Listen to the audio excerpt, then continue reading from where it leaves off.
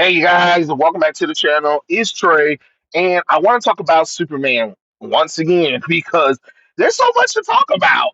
And the reason why I want to talk about it is because the whole John Kent bisexuality thing and how Superman was very accepting of it, and how some people were saying that Superman would just automatically accept it.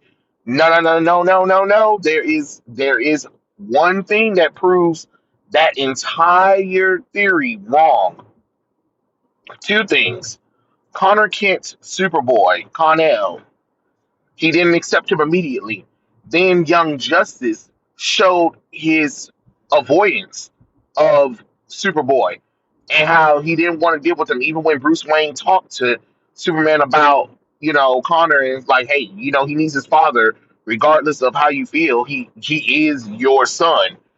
And he was like, I can't do this. Anytime Superboy tries to talk to him, he would avoid him. Um, you know, Fly away, make some excuse on why he was too busy to deal with Connor. And my thing is, if he couldn't accept his genetic son at first, why do y'all think that he's just gonna automatically accept his aged up bisexual son?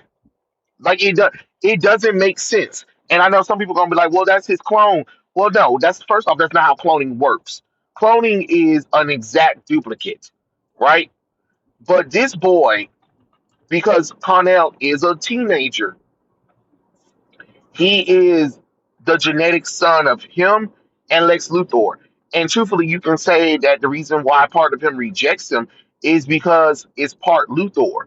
That Connor Superboy Connell is part Lex Luthor, and that's fine, and that's understandable. But to sit up here and say that he's perfect and he's just automatically going to accept him, that's falsehood. And my thing is, I think that Superboy John Kent coming out little story that they were trying to do where everybody and their mama accepted him, it should have been it should have been something like that where Superman man tells him that he loves his son but kind of avoids him, kind of like gives him the cold shoulder, because that's what was interesting about the early storylines between Superman and Connell is that yes, he saw him, but he didn't really, vibe with him for a while. It took a while. It took a while. That's true storytelling. That's true. Sorry, I forgot. I forgot. That's true. That's true. Storytelling. I completely forgot it was a school zone. I completely forgot. Like, Lord have mercy. I wasn't even thinking. Well, you know what? We do it live. We do it live. It is what it is. I completely forgot that it was a school zone. But anyway, thankfully no children was coming out, right?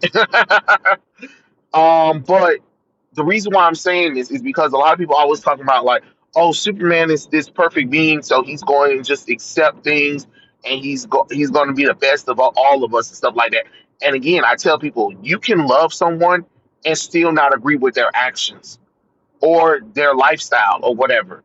What should have happened is if they really wanted to tell a compelling story and make it more realistic where Superman did not um accept it or did not try to understand. The same thing with like Damian Wayne. Like Damian Wayne should be fucking pissed off that his best friend just automatically aged up to 17 and he lost time with his friend, and then his friend comes out of nowhere and be like, oh, I'm also bisexual and I got a boyfriend in in this fast, this fast thing. Like, you don't even understand the depths of like how Damien doesn't accept change well. You know what I'm saying?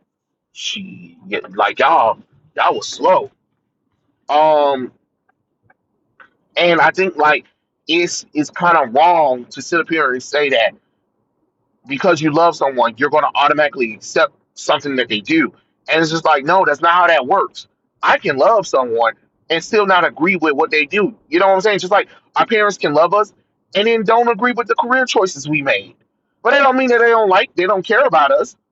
My family wanted me to go into medical because most of my family is medical, but I didn't want medical because I don't. I don't have a passion for it, and I don't want to be under the scrutiny of that legacy of like, hey, my entire family is in there, so therefore I need to do it too. Like, no, I'm not going to do something that I'm not passionate about. You know what I'm saying? Yes, was the family disappointed a little bit? Of course they were, but that doesn't mean that they don't love me anymore. You know what I'm saying? But stop saying sitting up here and saying that a parent is going to automatically agree with the changes, and a parent has to. A parent don't have to do nothing but love you, and that's it. They can love you, and they can do their best to raise you, but they do not have to accept your lifestyle. That's just truth in the matter. And the reason why I'm telling people this is because it's too many people who try to use the fact that Superman is this good natured person as a linchpin, and I'm like, but he's also raised human, just like a lot of y'all say that he's supposed to be just as human as us. Okay, well, technically, a human just wouldn't just go gun ho and agree with everything. You know what I'm saying? And that's understandable. It's understandable that he wouldn't agree with everything. Just like it took him a while to forgive um to accept his clone, right? His genetic son, because it's not his clone. And then of course when him and Connor found out that the other half was Lex Luthor, that created even more, like, you know what I'm saying, drama between them. And again, it took a while for Superman to accept him, but at least it's realistic. At least it's realistic because you want something like that. You want a realistic portrayal of of people dealing with everyday issues. Like if you're going to do something like this, then you have to treat it like realistic. Stop assuming that just because we're in today's world that everybody and their mama is accepted. No, they are not, because just because the world society has said that we're accommodating doesn't mean that a lot of us accepts it. It's called tolerate. We can tolerate, but that doesn't mean that we have to accept it. And and then if you're a parent, just because you love your son or your daughter doesn't mean that you have to accept the lifestyle that they do. You can tolerate, you can love them or whatever, but that doesn't mean that you have to agree with. Just like a child doesn't have to agree with their parents' dreams that they have for them. You're allowed to do that, but stop trying to make it seem like you have to automatically like something that normally, 9 times out of 10 a person wouldn't accept, especially when you're trying to use Superman to try to fight some kind of battle about government bullshit or sexuality bullshit, and trying to say that he would be just this automatically accepted person. And just like, no, he wouldn't, because you have to remember he's raised starch Christian. He's a starch Christian in Midwestern America. I'm just gonna tell you right now, absolutely not.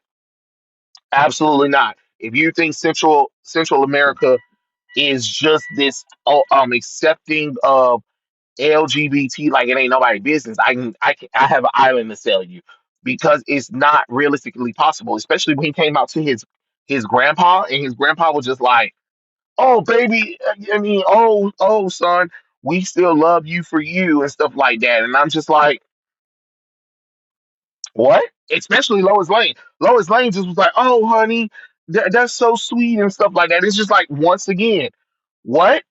Had y'all not met Lois Lane, the person who questions everything, the person who would have did investigating with Jay Nakamura, the fact that she probably would have been like, hell no, you do realize he's a 10-year-old boy in a 17-year-old body. Like, the fact that nobody was questioning that is a problem. But Lois had no problem questioning Connor Kent. She had no problem questioning Kara Zor-El. She had no problem questioning Power Girl. She had no problem questioning Matrix May Kent. Like, she questioned these characters and asked Superman, "Are you sure you can trust them? Are you sure that that's what they're saying what they are?" You get what I'm saying? Like, she questioned them, you know. And for a while, it took her a while to come with um with Connor Kent too. Like, you can't sit up here and say that because we're in today's society, you automatically is going to just accept something that's not right or that's abnormal and not question it. You're not human if you don't question. It's okay to question, but to lie and say that, oh, automatically you're just going to accept it, not in your lifetime. Not in your lifetime. That's not how that works. That's not how any of this works. But yeah, those are my thoughts. Tell me what you guys think in the comment section below. And I'll catch you guys later. Peace out, everybody.